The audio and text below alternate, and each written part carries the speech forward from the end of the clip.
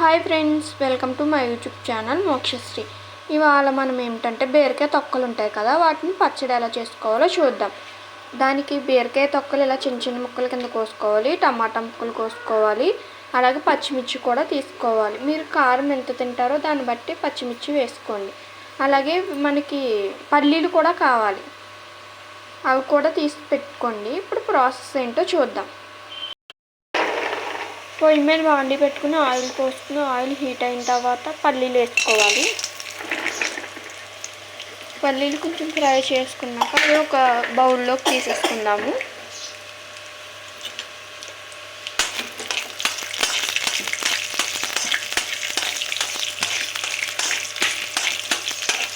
అలా ఫ్రై చేసుకోవాలి.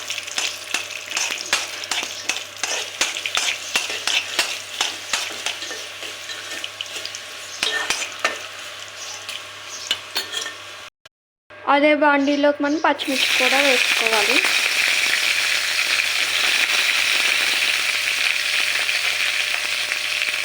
వాటిని కూడా బాగా ఫ్రై చేసుకుని ఒక బౌల్లోకి తీసేసుకుందాం.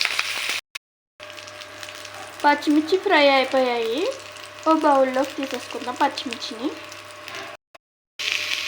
అదే బాండీలోకి మనం ఇలాగా కోసి పెట్టుకున్నాం కదా ఆల్రెడీ ముక్కలు, పప్పు ముక్కలు, అవి అందులో వేసేసుకుని ఫ్రై చేసుకోవాలి. వీటిని కూడా బాగా ఇవి బాగా ఫ్రై అవ్వాలి, అప్పుడే మనకి టేస్ట్ అనేది బాగుంటుంది.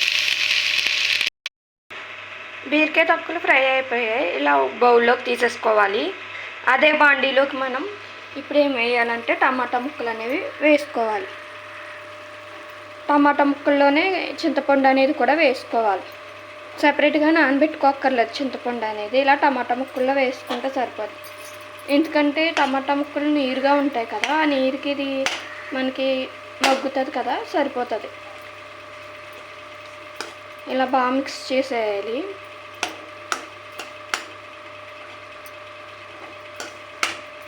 ఇలా బాగా మిక్స్ చేసేసి మూత పెట్టేసుకుందాం.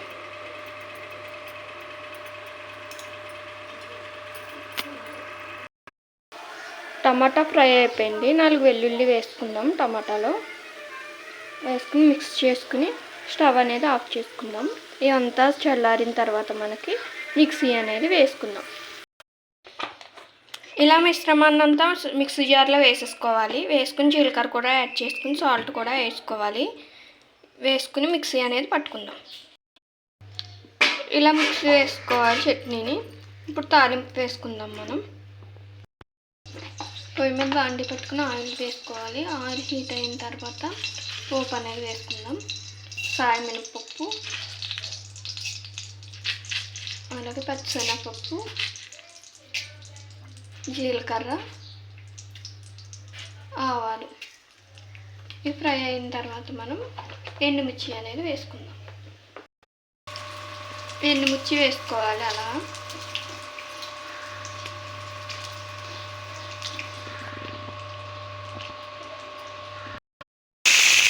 కరివేపాకు కూడా వేసుకుని ఫ్రై చేసుకోవాలి.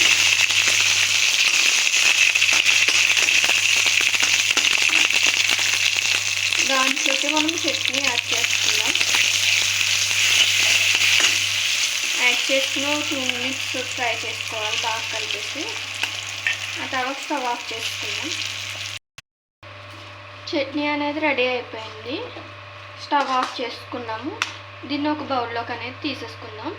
మీకు కనుక ఈ వీడియో నచ్చితే లైక్ చేయండి, షేర్ చేయండి, అలాగే కామెంట్ చేయండి. పక్కన బెల్ ఐకాన్ కూడా క్లిక్ చేయండి. Thank you, love you all.